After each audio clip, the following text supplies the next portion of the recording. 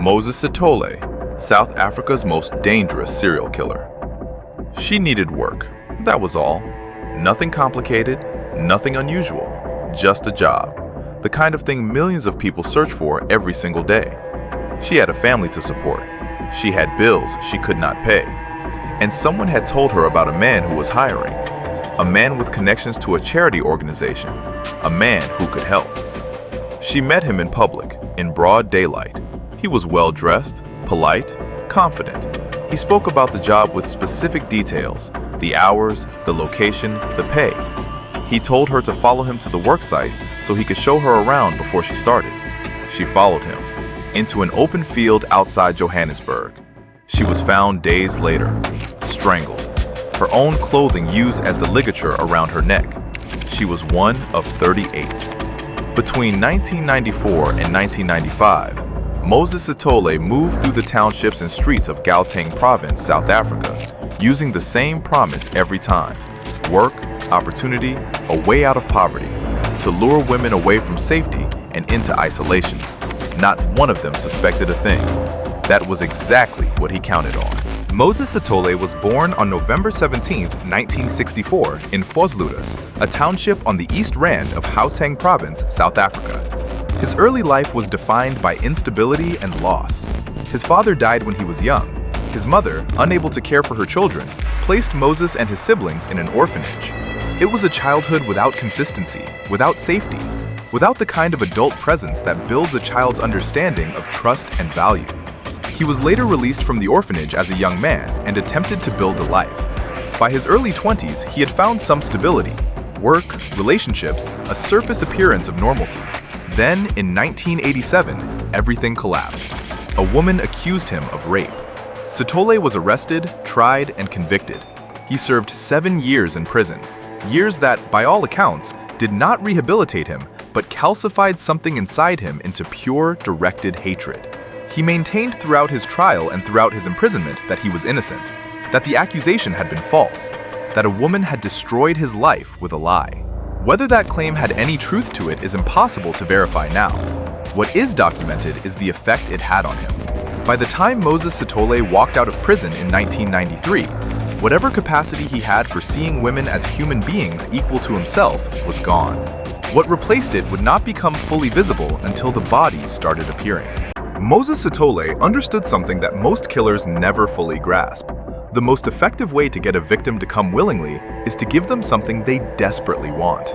South Africa in the mid-1990s was a country in the middle of a profound transition. The end of apartheid, a new democracy, an economy shifting and lurching and leaving millions of people in desperate circumstances. Unemployment in the townships was devastating. Women raising children alone, women supporting elderly parents, women who had been trying for months to find any kind of stable income. They were everywhere. Sithole created a fiction built precisely for that vulnerability. He told women he worked with a charity organization called Youth Against Human Abuse. He said the organization was hiring. He was specific enough to be credible. He described roles, responsibilities, locations. He met women through mutual contacts, through word of mouth, through the networks of trust that exist inside communities where everyone knows everyone. He always met them in public first, never anywhere isolated. He was charming and professional. He presented himself as someone doing good work in the community, someone who wanted to help. Then he would lead them away from people, toward a worksite, he said, just a short walk, into open fields, into abandoned areas outside the city. And there he would assault and strangle them, using their own clothing as ligatures, and leave them where they fell. He killed 38 women between January 1994 and October 1995. The attacks were concentrated in 3 areas: Atteridgeville, Boksburg, and Cleveland, all around Johannesburg. The investigation. South African police initially struggled to connect the murders. The victims came from different townships. The bodies were found in different jurisdictions. In the mid-1990s, communication and coordination between South African police departments was fragmented, a legacy of the apartheid-era's decentralized and often dysfunctional law enforcement structure. Cases that should have been linked early were not. By the time investigators recognized the pattern, the method, the locations, the profile of the victims, Sithole had been operating for over a year. A task force was assembled. Investigators began piecing together what little evidence they had. Witnesses who had seen women leaving with a well-dressed man. Descriptions that were consistent. The emerging profile of someone who operated in daylight, in public, with confidence. The breakthrough came from an unexpected direction. Sithole made a phone call.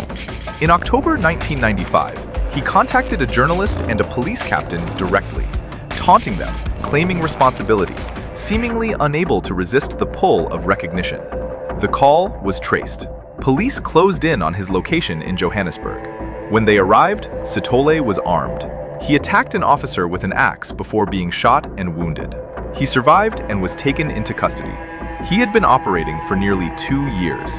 What emerged during the investigation and trial was a portrait of a man whose intelligence had been entirely redirected toward destruction. Sithole was not disorganized. He was not erratic. He was methodical, patient, and socially skilled in a way that made him genuinely difficult to suspect. People who encountered him in normal settings described him as pleasant and well-presented. Women who had met him and, for whatever reason, had not gone with him that day, described nothing that set off alarm bells. That social fluency was his weapon. Investigators and psychologists who examined him identified the rape conviction and his absolute conviction that he had been falsely accused as the ignition point for the killings. In his own accounting, he was not a predator. He was someone settling a score with a gender that had wronged him. He used a charity organization as his cover, an organization specifically named Youth Against Human Abuse, and the bitter irony of that name, in retrospect, is almost unbearable. Every woman he killed had come to him because they needed help. Every one of them had trusted a stranger who appeared to be offering exactly that. He had turned the act of seeking help into a death sentence. 38 women. They ranged in age from their late teens to their 30s. Most were from the townships surrounding Johannesburg, communities dealing with poverty, unemployment, and the enormous social upheaval of post-apartheid South Africa. Many were mothers. Many were the primary earners for their families. They did everything right. They met him in public. They told people where they were going. They followed what seemed like a legitimate and safe process. There was nothing reckless about what they did. That is what makes this case so difficult to sit with. The usual framework people reach for when trying to process violence against women, she should have been more careful, she should have known, collapses entirely when you understand what Sithole did. He did not find victims who were careless. He specifically constructed a scenario that careful, reasonable people would walk into without suspicion. He exploited the gap between how predators actually present themselves and how people imagine they should look. The women he killed were not naive. They were human. And being human, trusting a well-dressed man who spoke about legitimate work in the middle of the day was enough to get them killed. Their names deserve to be said. Their lives deserve to be remembered as more than a number attached to a killer's story.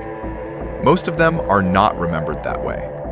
That is a failure that belongs to all of us. Moses Sithole was tried in 1997. He was convicted of 38 counts of murder, 40 counts of rape, and 6 counts of robbery. The judge sentenced him to 2,410 years in prison, one of the longest sentences ever handed down in South African legal history. The length was largely symbolic, given that South Africa had abolished the death penalty in 1995, just as Sithole's killing spree was reaching its peak. He would be eligible to apply for parole after serving 930 years. Sithole showed little reaction to the sentence. He maintained throughout the trial that he was not guilty of all charges, even as the evidence against him was overwhelming. He remains in Pretoria Central Prison to this day. In interviews conducted after his conviction, he has spoken occasionally about his life, about the rape conviction he still calls unjust, about his childhood. He has never fully acknowledged the scale of what he did. 38 families are still waiting for something that will never come.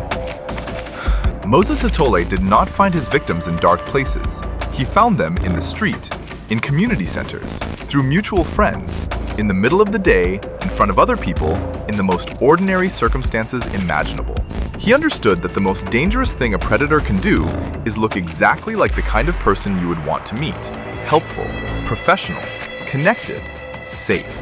He understood that poverty and desperation create a specific kind of hope, The hope that today might be the day something gets better. That this person, this opportunity, this small piece of luck might be the thing that changes everything. And he built his entire method around that hope, around the very best impulse human beings have, the impulse to believe that help, when it is offered, is real. 38 women followed a man they had every reason to trust into a field they never came back from. And somewhere in Johannesburg, people are still searching for work, still meeting strangers, still hoping. That hope is not the problem. The problem is what some people are willing to do with it.